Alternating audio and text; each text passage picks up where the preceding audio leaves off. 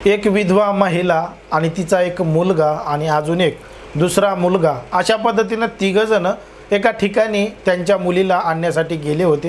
ते त्या शहरामध्ये जाऊन त्या मुलीला भेटले, मुलीला गोड गोड बोलू लागले आणि मुलीला बोलून त्यांनी त्यांच्यासोबत तिला नेण्याचं ठरवलं। ते तिला सोबत घेऊन आले आणि जात असताना गावाकडंच वाटेमध्ये एका नातेवाईकाच्या घरी गेले। आता त्या तरुणीला नातेवाईकाच्या घरी घेऊन गेल्यानंतर त्या ठिकाणी त्या आईनं, तिच्या मुलानं आणि अजून एका दुसऱ्या मुलानं असं तिघा जणांनी बेदम मारहाण त्या 24 वर्षीय तरुणीला केली।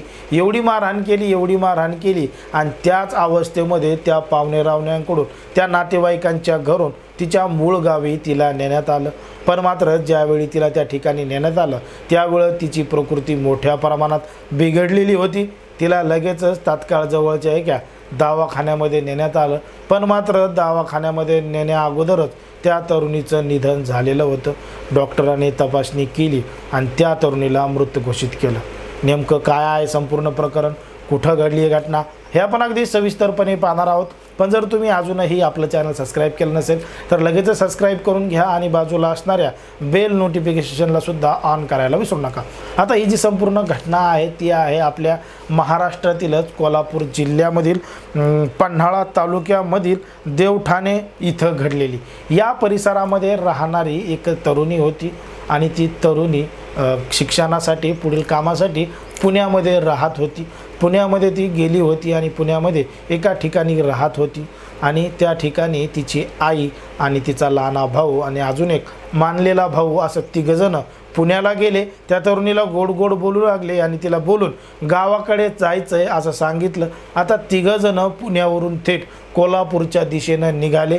पण मात्र वाटेमध्येच पन्हाळा गावामध्ये, हे जे तालुक्यात देवठाणे गाव आहे, या ठिकाणी त्यांचे काही नातेवाईक पाहुणेरावणे राहत होते। त्या ठिकाणी त्या तरुणीला घेऊन गेले आणि त्या पाहुणेरावण्याच्या इथं नेऊन त्या तरुणीला त्या ठिकाणी त्या आईनं, तिच्या लहान्या भावानं आणि तिच्या दुसऱ्या एका मानलेल्या भावानं त्या तरुणीला एवढी बेदम मारहाण केली।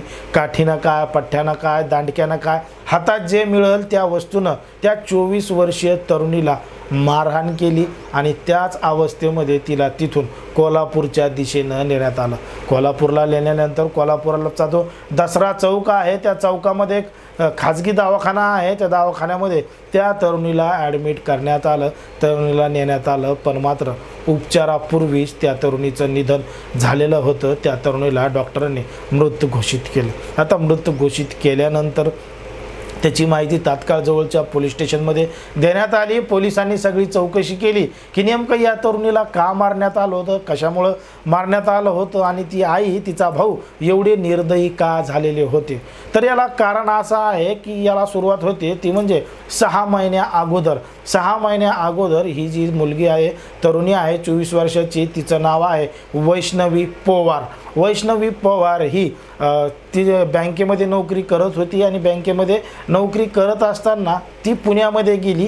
पुण्यामध्ये गेल्यानंतर तिनं ती बँकेची नोकरी सोडून दिली आणि ती पुण्यामध्ये एका तरुणाबरोबर लिव्ह इन रिलेशनशिपमध्ये राहू लागली। आता लिव्ह इन रिलेशनशिपमध्ये राहत असताना त्याची माहिती तिच्या आईला समजली। तिच्या आईला समजल्यानंतर तिची आई तिला अनेक वेळा समजून सांगत होती की हे अशा पद्धतीनं करू नको, त्याच्यासोबत राहू नको। तिची लग्नाची जुळवाजुळवसुद्धा केली होती, एका जणासोबत साखरपुडासुद्धा केलेला होता। पण मात्र त्या तरुणीनं तिच्या आईला लग्नासाठी नकार दिला आणि त्या तरुणाबरोबरच लिव्ह इनमध्ये राहण्याचा निर्णय घेतलेला होता। या दोघींमध्ये जोरदार भांडण व्हायचे, या दोघींमध्ये अशाच पद्धतीनं वादविवाद व्हायचा आईमध्ये आणि लेकीमध्ये। ती जी तरुणी आहे 24 वर्षाची, तिच्या वडिलांचं काही वर्षांपूर्वी निधन झालेलं होतं। त्यांचं त्या ठिकाणी एक दुकान होतं। अशा पद्धतीनं सगळं काही व्यवस्थित सुरू होतं। पण मात्र ही तरुणी एका तरुणाबरोबर लिव्ह इनमध्ये राहत असल्यामुळं त्याची माहिती तिच्या आईला मिळाली। त्याच्या आईनं तिला समजून सांगितलं, पण मात्र तिच्यावर काहीही फरक पडत नव्हता। म्हणून तारीख आली 3 मार्च 2024ची। 3 मार्च 2024ला त्या तरुणीला पुण्यावरून कोल्हापूरला नेण्याच्या बहाण्यानं या ठिकाणी आणलं आणि या ठिकाणी आणल्यानंतर तिला तिच्या आईनं, म्हणजे ती जी आरोपी आहे आई शुभांगी नावाची, तिनं तिचा भाऊ जे आहे श्रीधर त्यानं आणि मानलेला भाऊ आहे संतोष, या तिघांनी त्या तरुणीला रात्रभर मारहाण केली आणि त्यामुळं अशी धक्कादायक घटना घडली। पोलिसांनी या तीनही आरोपींना अटक केली आहे। कायदेशीर कारवाई त्यांच्यावर सुरू आहे। पण मात्र समाजामध्ये, देशामध्ये, राज्यामध्ये कशा पद्धतीनं गुन्हेगारीचं प्रमाण वाढत चाललं आहे, कशा पद्धतीनं घटना घडत आहेत, सोशल मीडियावर, टी व्ही चॅनलवर, वर्तमानपत्रामध्ये, न्यूजपेपरमध्ये, वेब पोर्टलवर ज्या काही बातम्या प्रसारित होतात त्याच्याच आधारे आम्ही तुम्हाला संपूर्ण माहिती देत असतो। पण हे काही जे प्रकरण घडायलेत याच्यावर तुम्हाला काय वाटतं हे अगदी स्पष्टपणे कमेंटमध्ये सांगा। आणि अशाच पद्धतीचे नवनवीन व्हिडिओ पाहण्यासाठी आपल्या चॅनलला लगेच सबस्क्राईब करून घ्या।